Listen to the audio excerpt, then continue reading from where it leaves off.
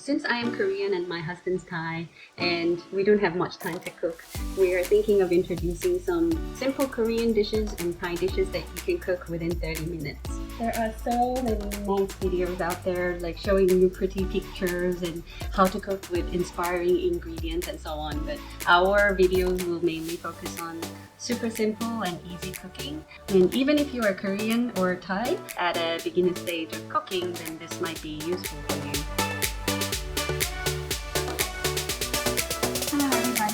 This is Kate. Are you tired of cooking breakfast, lunch, and dinner every day? Do you have a lot of beef lovers around you? I'm gonna give you a tip how to prepare 2-3 consecutive meals in a hassle-free, super easy way.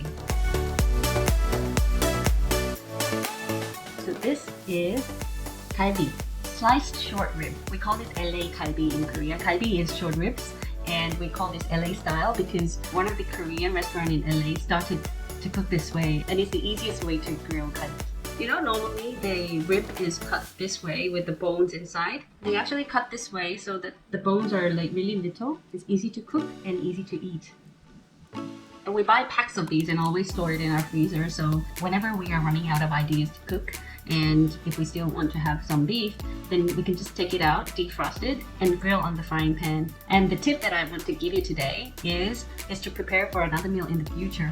It's always good to have one blend soup to go along with the other dishes. This LA galbi makes it super easy for you to prepare for a soup tomorrow or next week. Put a little bit of oil just to prevent from beef sticking onto the pan.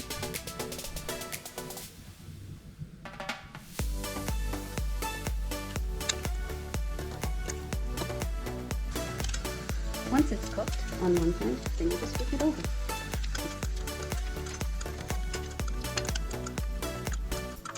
After flipping over, spray a little bit of salt and pepper.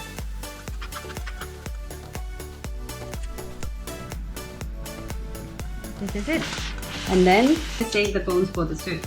So what I do is, after cutting like this piece, and then you cut the bone off. Keep the bones on one side. I try to leave some meat together with the bone so the soup can have a little bit of meat as well.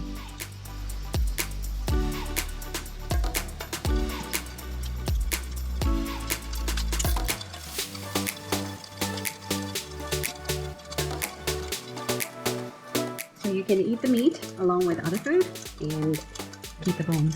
We have a bone keeping container in the freezer. Any container that you can put in the freezer will be good. Just keep the bones like this and freeze them.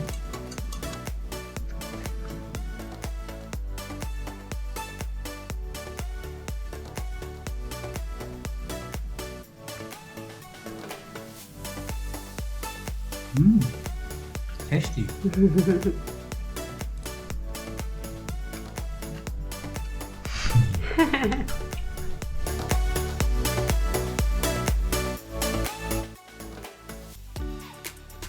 It's very simple to cook this soup, but if you have 30 minutes to 1 hour to boil, then it's even better. If you don't have much time, even 10 minutes, 15 minutes boiling will give you a satisfying taste, but it's better if you can boil a little bit longer. Be careful not to burn your garlic. And at this point, that you have.